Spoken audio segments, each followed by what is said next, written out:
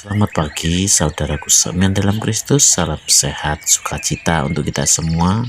Marilah kita siapkan hati dan pikiran kita untuk mendengarkan firman Tuhan. Tuhan beserta kita sekarang dan selama-lamanya. Inilah Injil Yesus Kristus menurut Matius bab 22 ayat 34 sampai 40. Dimuliakanlah Tuhan. Hukum yang terutama. Ketika orang-orang Farisi mendengar bahwa Yesus telah membuat orang-orang Saduki itu bungkam, berkumpullah mereka, dan seorang dari mereka, seorang ahli Taurat, bertanya untuk mencobai dia, "Guru, hukum manakah yang terutama dalam hukum Taurat?" Jawab Yesus kepadanya, "Kasihilah Tuhan Allahmu dengan segenap hatimu, dan dengan segenap jiwamu, dan dengan segenap akal budimu. Itulah hukum yang terutama dan yang pertama.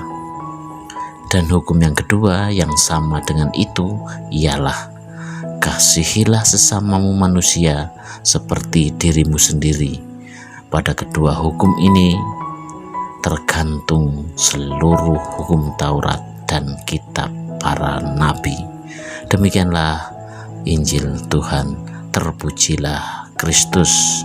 Selamat pagi saudaraku seiman dalam Kristus. Hal yang sangat manusiawi jika manusia ingin keberadaan dirinya diterima dan diakui. Tetapi hal ini akan menjadi toksik ketika keinginan tersebut membuat seseorang menjadi mudah merasa terancam dan tersaingi oleh karena kehadiran orang lain.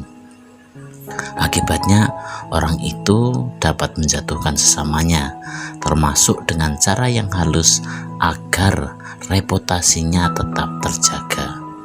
Secara manusiawi bahwa kebutuhan untuk dicintai yang dapat dipuaskan dengan penerimaan dan pengakuan orang lain adalah hal yang normal.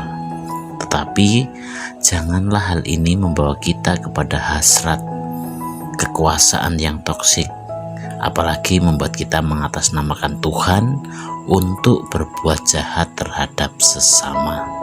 Saudaraku seiman dalam Kristus, pada hari ini kita mendengarkan salah satu ajaran terpenting dari Yesus dari Injil Matius 22 ayat 34 sampai 40. Ketika seorang ahli Taurat bertanya kepada Yesus tentang perintah manakah yang paling utama, Yesus menjawab dengan dua perintah yang sederhana namun cukup mendalam. Kasihilah Tuhan Allahmu dengan segenap hatimu, dengan segenap jiwamu, dan dengan segenap akal budimu. Dan yang kedua, kasihilah sesamamu manusia seperti dirimu sendiri. Yesus mengajarkan bahwa seluruh hukum dan kitab para nabi bergantung pada kedua perintah ini. Ini berarti bahwa inti dari iman kita adalah kasih kepada Allah dan kasih kepada sesama.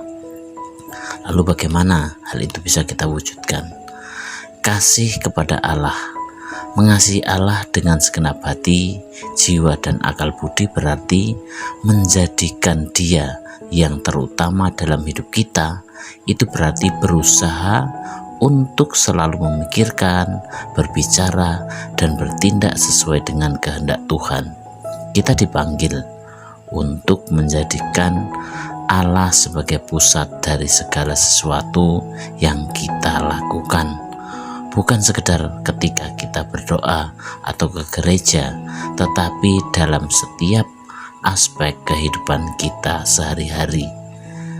Saudaraku seiman dalam Kristus, sedangkan kasih kepada sesama di sini dimaksudkan bahwa Yesus tidak hanya berhenti pada kasih kepada Allah, tetapi juga menekankan pentingnya mengasihi sesama. Kasih kepada sesama mencerminkan kasih kita kepada Allah. Kita tidak bisa mengasihi Allah yang tidak kita lihat jika kita tidak mengasihi sesama yang kita lihat.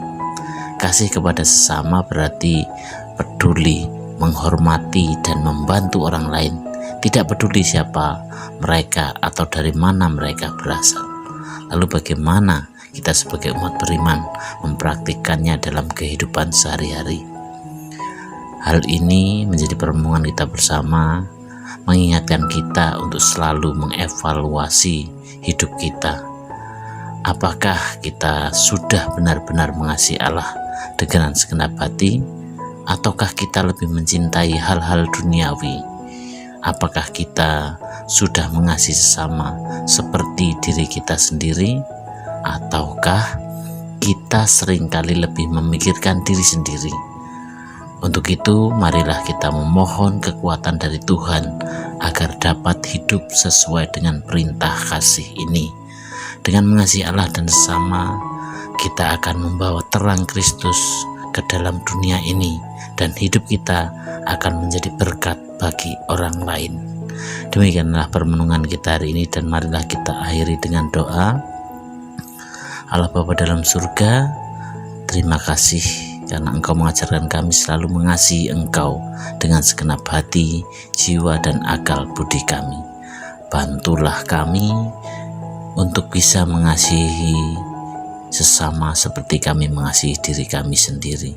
Semoga hidup kami selalu memancarkan kasih-Mu, dan dengan demikian kami dapat membuat damai sukacita kepada dunia ini. Amin. Dalam nama Bapa dan Putera dan Roh Kudus. Amin.